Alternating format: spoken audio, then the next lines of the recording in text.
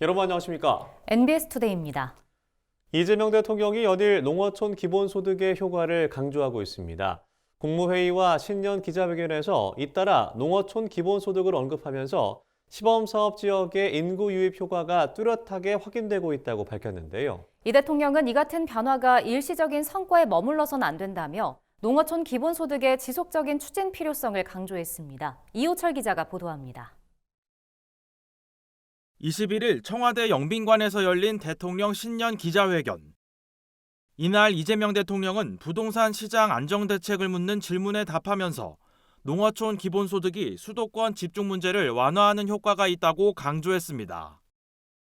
이 대통령은 인구 소멸 위기에 직면한 지역에 농어촌 기본소득을 지역화폐로 지급하자 지역에서 소비가 늘고 인구가 증가하는 효과가 나타났다고 설명했습니다. 농어촌 기본소득이라고 이제 월 15만 원 1인당 연간 180만 원쯤 되겠죠.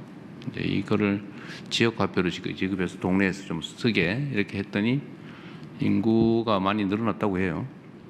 부부가 가면 기초연금에다가 농어촌 기본소득 더하면 사는데 지장이 없네 이렇게 판단되면 아마 여러분도 나중에 많이 지방으로 갈 가능성도 있죠, 그죠? 전날 청와대에서 열린 국무회의에서도 이 대통령은 농어촌 기본소득의 효과를 거듭 언급했습니다. 이 대통령은 농어촌 기본소득을 시행하는 지역에서 인구가 상당수 늘어난 것으로 보고되고 있다며 그 근거를 농림축산식품부가 분석해서 보고해달라고 지시했습니다. 실제로 경기 연천구는 농어촌 기본소득 시범사업 대상지 선정 이후 3개월여 만에 인구가 1,355명 증가했습니다. 경남 남해군 역시 기본소득 시범사업 선정 50일 만에 1,400명 이상의 인구가 유입되며 군 전체 인구가 4만 명 선을 회복했습니다.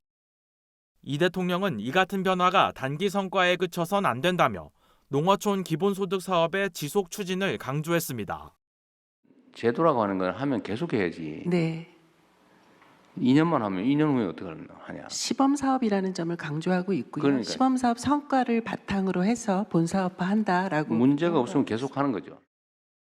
이 밖에도 송미령 농식품부 장관이 농어촌 기본소득 사업의 원활한 추진을 위한 법률 제정을 검토하고 있다고 말하자 이 대통령은 이에 대해 농식품부가 일을 잘하는 것 같다고 칭찬하기도 했습니다. 농림부가 잘하는 것 같아 보니까. 잘합니다. 네, 열심히 해주셔서 감사합니다.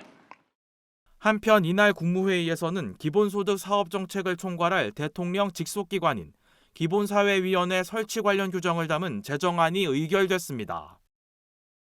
기본사회위원회는 국민의 기본적 삶 보장을 위한 정책을 총괄하는 컨트롤타워로 복지와 주거, 돌봄 등 각종 기본사회 정책을 하나의 체계로 묶어 추진하는 역할을 맡게 됩니다.